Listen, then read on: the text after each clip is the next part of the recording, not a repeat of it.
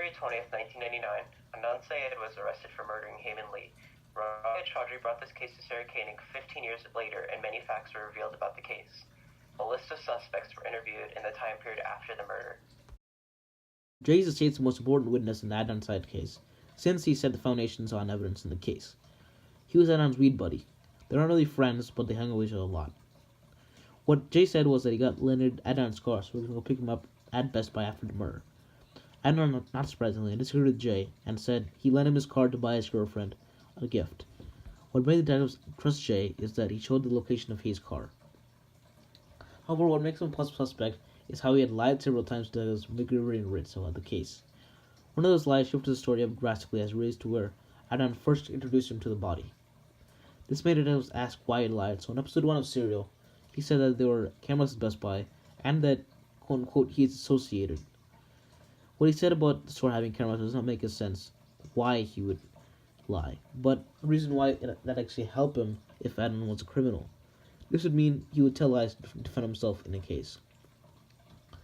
In the court, he was really calm when asked questions by Adnan's lawyer, which tones down whatever was said against him in the case. First, they had 2 trials. One was a mistrial. However, in the second trial, the majority of the jury was black, which would make Jay have an advantage over Adnan. Eventually, it was ruling quarrels, ended with Jay winning the court over and Adnan sentenced to life in prison. Moving on to Mr. S. Mr. S is someone mentioned in the earlier parts of Serial. Sarah Koenig mentions that Mr. S didn't have the brightest of records. He was known to be streaking at times in front of Officer Margaret, as mentioned in episode 3. However, what makes Mr. S a possible suspect is the fact that he knew the exact location of Hayes' body. And he also mentioned to the detectives McGillivray and Ritz that he saw what looked to be some hair and a foot sticking out from underneath a 40-foot tree, as also mentioned in episode 3. He also mentions with Detectives McGillivray and Ritz that what attracted him there in the first place is how it was an open area. However, Mr. S was actually planning on going back farther into the woods, but what made him stop was the 40-foot tree. Sarah Koenig and a member of the state attorney office, his name is Justin George, both looked at the photo where Hayes' body was before. And Sarah Koenig said it seemed impossible for anyone to spot Hayes' body. Even with all those bodies located in Leakin Park, there are so many choices where someone could go just to urinate.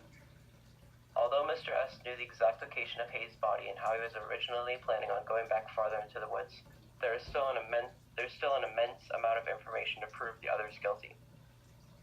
Don was Hayes' boyfriend. He worked at a lens crafting store and the manager was his mom. However, what makes Don a possible suspect is how he had to fill out another lens crafting location at 1:30 a.m., where the manager was none other than his stepmom or his mom's girlfriend. Then in CrimeJunkiePodcast.com, Don was using another employee ID at his stepmom's lens crafting location, and that lens crafter location is only allowed by one company and that he couldn't change his ID. The ID that Don was using at his mom's lens crafting location was 0110, and the other employee ID that he'd used at his stepmom's lens crafting location was 0097. And according to CrimeJunkiePodcast.com, Don didn't get paid any overtime money, nor was the shift he was fulfilling an even a shift. Both his mom and stepmom could have been trying to protect Don from the corrupt police. And overall, the police didn't do their job with Don, leaving him a possible suspect. Adnan was a senior in high school when he was accused of murdering Heyman Lee. He was settled in prison ever since. If it wasn't for Rabia Chaudhry, he wouldn't have had the opportunity to prove himself innocent after 15 years. What made the state accuse him was how he was the ex-girlfriend of Adnan. In episode 1 of Serial, they made a theory that he put everything on the line at her, that when they broke up, he was so angry that he strangled her.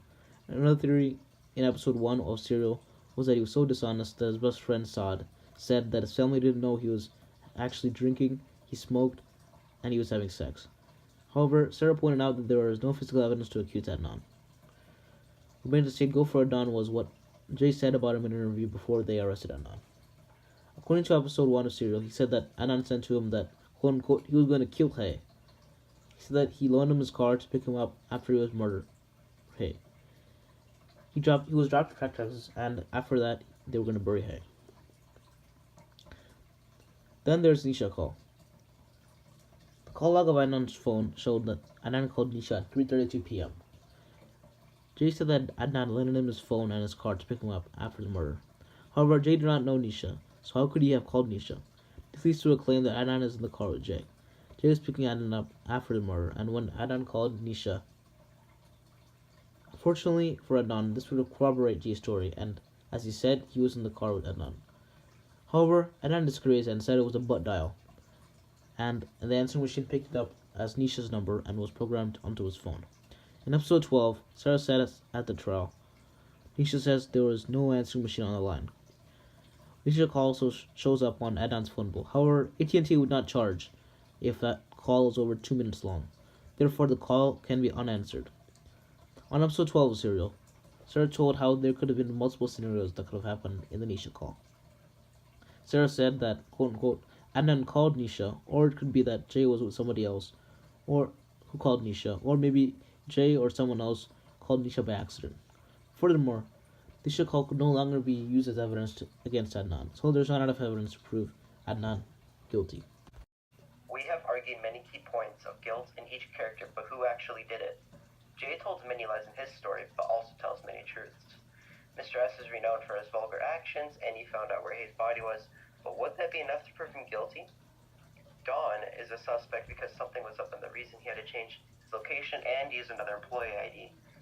Adnan was a possible criminal since one of his stories was impossible to prove true, but there is no physical proof of him killing the girl. As of this time, every possible suspect is subjected to theories. However, there are no affirmations to confirm they did it.